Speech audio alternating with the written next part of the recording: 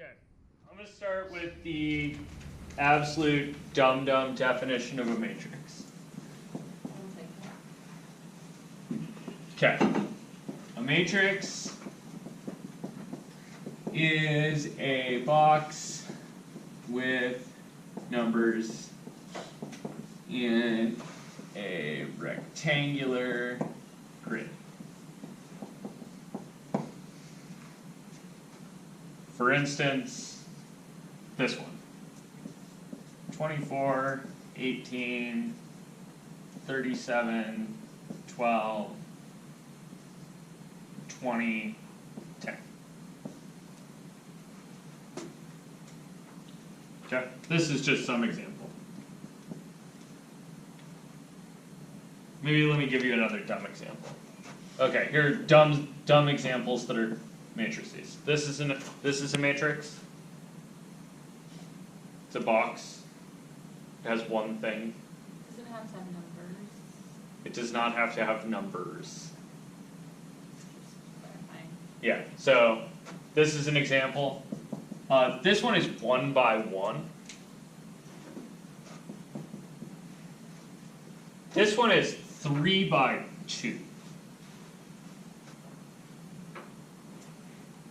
So what's the first thing?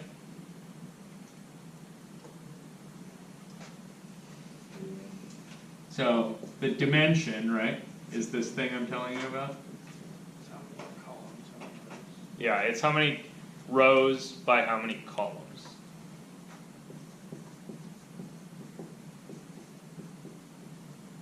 It's crucial that you have that in the right order. Okay, the hardest thing about matrices is that that's pretty arbitrary, but I need you to know it. Okay? Rows by columns. Let me give you another example.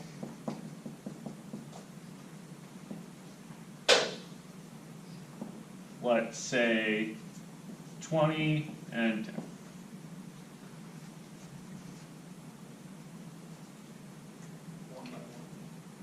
Two by two. Beautiful. 2 by 1. 2 rows. Up. 1 column. Are we all good? Okay. Why?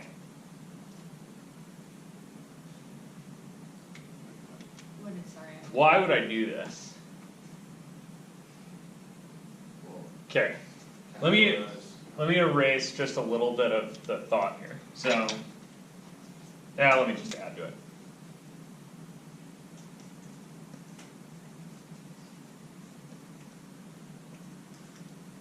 So, I'm going to pretend that I have some sets of tables, like maybe from factories. So let me suppose I have 3 little factories, right? So, where are your 3 favorite towns? Let's see, I think we discussed Minneapolis earlier. Okay, so we have the Minneapolis factory. Chattanooga. Where? El Paso. All right. Some random. Okay. Cool. We have some factories scattered around the country, and they make tables and chairs in those factories. This is really just, at the outset, a shorthand way of me condensing a big-ass table into a little box full of numbers. You guys all good with that? So it's similar to just like a table. Yeah. So let me suppose I had, I'm going to call this one, oh, what the heck. I'm going to call this one P 2017. Is that table there. Okay? So that's my production in 2017. Let me say I had more production in 2018. Can you guys all envision this? Right? Like I had 3 factories, they operated for 1 year, they did this stuff. In the next year, say they did 27, 19, 30, 10, 40, 0.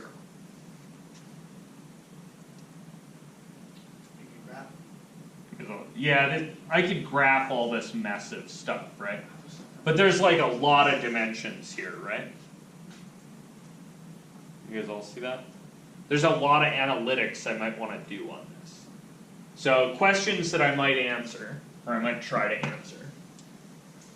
Something like,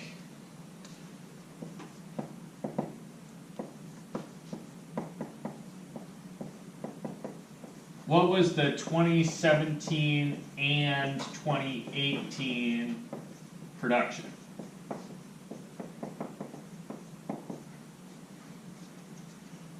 Just add them all up. Yeah, I want to add them all up, but I want to keep things separate, right? Because it doesn't make any sense for me to add tables and chairs. So you do like 24 plus 27. Yeah, and I might want to keep the location information intact, right? So I might do P 2017 plus P 2018. You guys see that? Production, not production, right? Yeah, like total production. We could do a table with rates too, that would be totally fine. I'm going to do this one as just raw numbers. So, if these are the numbers I produce in each factory, and I want to make a production for the 2017 and 18 year, how many tables did we build in Minneapolis? 51. Yeah, all told we built 24 in 2017 and 27 in 2018. So for a grand total of 51 tables in Minneapolis. So to keep the tables and the location, I'm just keeping it in the same spot in the table. You guys see that? Okay, how many chairs did I build in Minneapolis? 27. Those two numbers added together? Yeah. That makes a total of 37. Okay, how many tables did I build in Chattanooga? 67. Okay, and chairs, 22. And in El Paso, 60 tables and 10 chairs. How is this company still in business? Good question. How is this company still in business? I have no idea. Maybe I subbed out some of the chairs. They're nice chairs, probably. Or maybe I don't sell sets, right? 10 You chairs. see this? Say again? So 10 chairs in your store. Could be like 4 Could be marble chairs. Could be I one. think you'd sell more Pretty chairs than lazy you boys, would honestly. tables. Could be some baller ass chairs for fire. It might be that my factory is one dude, right? Like wood Yeah, but I chairs. know, but how Like can you custom make wood more chairs. tables than chairs? You're just- I don't know, maybe tables are easy. You just like cut a big square and slap some legs on it. Yeah, but And tables- chairs are like intricate carvings. Alright. Tables need chairs. I mean, for that amount, they better all be intricate carvings. Okay.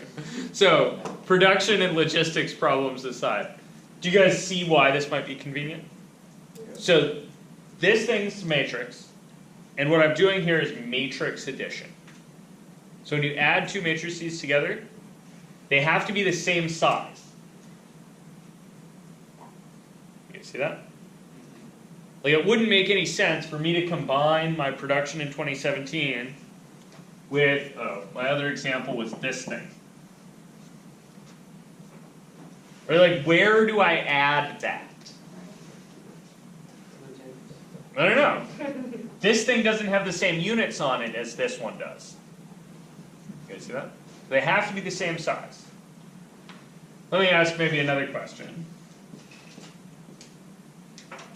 So, it so happens, right, that a table takes 4 legs and a chair also takes 4 legs, right? So I could answer this question of how many legs were needed? I guess I should put a year on here. In 2017.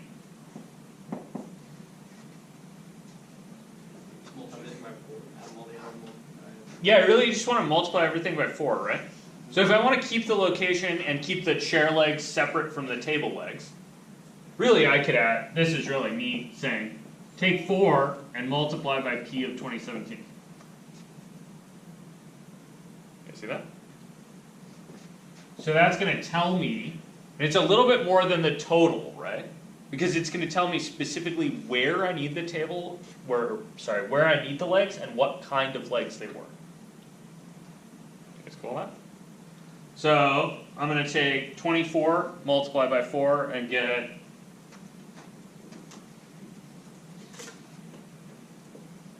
96. Yeah.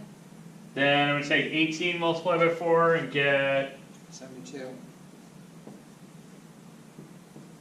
72. 148. I'll do the easy ones. 48, Chattanooga's 40. tables, 148. 80, 148.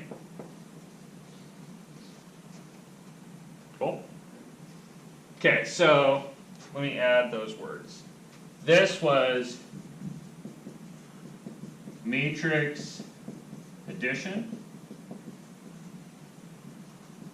must be same dimension.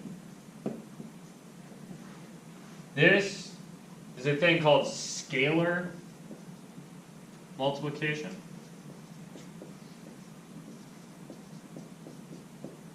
That's the scalar. The number that we scaled everything by is called a scalar. What would be like comparative rates, or like rates of production kind of matrix? Oh, how would I compare rates? Yeah. I don't know, I don't have enough data to back this.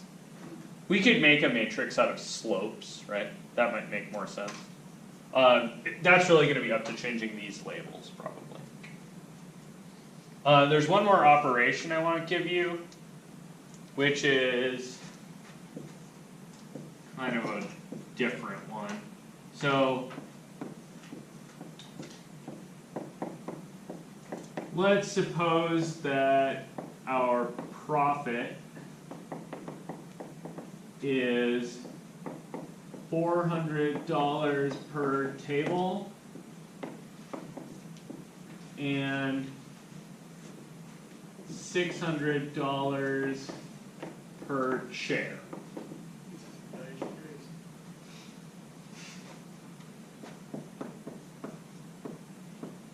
How much profit by factory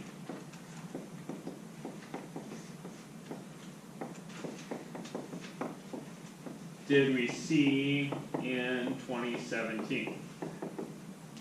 So we do this to the bottom one, scholar or matrix. Yeah, so you want to think that this is a little bit like scalar multiplication, right? Yeah. That's a good spot to be. It's multiplication, but it's not by a scalar. You guys see why it's not quite scalar multiplication? It's because it's not by the same. Yeah, it's not the same thing throughout, right? If I was doing scalar multiplication, I wouldn't be taking 400 times each of these numbers, 600 times each of those numbers, and then adding the result together. There's kind of a weird thing about and then add the result together there. So this is what's called matrix multiplication. And the way you do this is you take your 2017 matrix,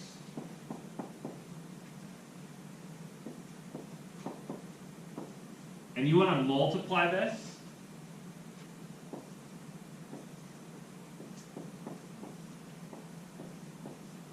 by another matrix, and that other matrix contains that 400 and 600 arranged vertically. So, the only reason I want to arrange vertically is because of the way I'm going to show you this algorithm works. Okay? This isn't a God-given thing, this is to make the algorithm work nicely. It's also a little clue. How big was this matrix? 3 by 2. It was 3 by 2. How big is this matrix? 2 by 1. That one's 2 by 1. So you can only make scalar or matrix multiplication work if the inside numbers match. Sorry, that's a visualize. Yeah, so the way I want you to visualize this is pick your 400, 600 up, twist it sideways, and drop it onto the top. You guys see that? So that's why 2 has to match the 2. So it's the last and the first, which would be the 2 on the side. If you're factoring. So pick this guy up, twist and drop. When I twist, right, I make the number of rows here into the number of columns, and then I'm slamming it on there. And then what I'm going to do is do that multiplication from each slam and add the whole thing together. So I'm going to get a new matrix that's going to be 3 by 1. And the first entry is going to be, pick your 400, 600 up, rotate and slam. So you got 24 times 400 plus 18 times 600, which is some big ass number I don't actually care about, but you will look at calculator. 960? No idea. 9,600. Okay, next. Then you go 37 times 400. Yep, so pick this up, rotate it sideways, and slam it onto the middle row now. So you got 37 times 600 plus 12, oops, 37 times 400, how about that? Plus 12 times 600.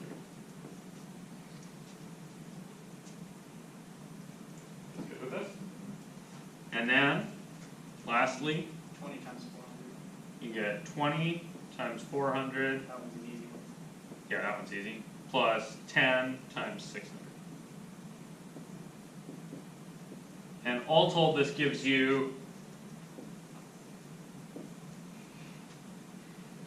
a vector, and you guys told me the top one was 9,600? 9,600 on the left, please. Just- Oh, on just the left one. part? Yeah, it's Bugger. 18 times 600. Okay, calculator. I'll do the bottom one. That's 8,000 plus 6,000. So the bottom one's 14,000. Top one's 10,680. And then the second one's 8,680.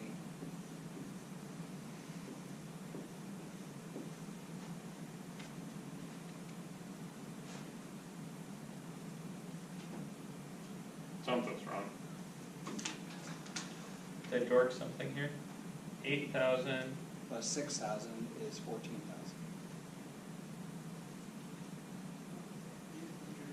Something's wrong here. 68. How do I know something's wrong? You guys see it? I see this top one. 37 is the biggest, and it's just all it's number 680. Yeah. I missed a number here. So my concern, right, Yeah. is that, which factory was this bottom one? El Paso. El Paso? Dude, what are those guys doing? They didn't even make any chairs. Oh, sorry, I'm in 2017. So in 2017, they made less than everybody else. Right? They made less of both things. And somehow they got the biggest number in here. The top number's wrong. I messed up the top number. It's they made it 20,400. There we go. And then this middle number's wrong too. It's 22,000.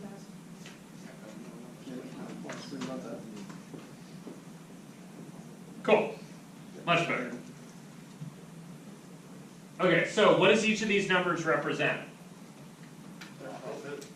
Yeah, this is the profit from that factory, right? So this top number means that the Minneapolis factory made me $20,400. This middle number means that the Chattanooga factory made $22,000. This bottom number means the El Paso factory made $14,000. So you can determine like efficiency by like if you have expenses, you could. Yeah, so this might be how I balance kind of efficiency or production numbers. If you think this is the level at which corporations track data, you're nuts. They do this per worker. Oh yeah. Yeah, if you own a giant set of factories, you track this data per worker. It's worth it. Like how many shares they would make. Yeah. Because what you do with this is you find the choke points in your production lines. Right? You find which worker is slowing things down or which area is slowing things down. Like Tesla's been chasing these around forever because It's not like anyone ever built a car before. Sorry. Like they've been having production line problems, right? Because they're kind of building their production line up from the bottom. And so when they try to hit that production number, they go back and look at the matrices that they've been compiling and think, okay, so which part of this production chain was slowing us down the most? Right? And then they hit that with some improvement. Or they fire people. You guys cool with this? Yep. So, yeah, this is the like basic idea of matrices. They have 3 operations. What were the 3 operations? Addition, scalar. Matrix addition, scalar multiplication, and this guy was Matrix. matrix multiplication.